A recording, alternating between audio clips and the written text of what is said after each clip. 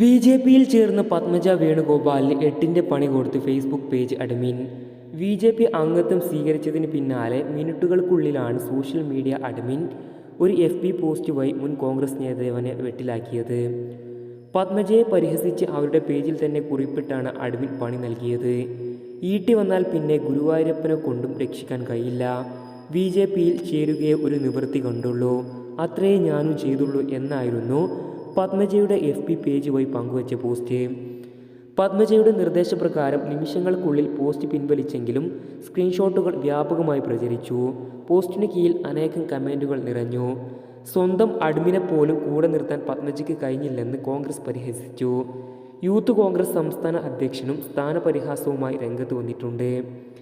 ഇന്നലെ വൈകിട്ട് ഡൽഹിയിലെ ബി.ജെ.പി ആസ്ഥാനത്ത് വെച്ചാണ് പത്മജ വേണുഗോപാൽ ബി.ജെ.പി അംഗത്വമെടുത്തത്.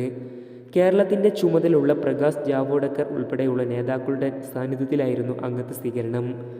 പ്രധാനമന്ത്രി നരേന്ദ്രമോദി കരുത്തനായ നേതാവാണെന്നും അതുകൊണ്ട് മാത്രമാണ് ബി.ജെ.പിയിൽ ചേർന്നതെന്നും പത്മജ മാധ്യമങ്ങളോട് പറഞ്ഞു.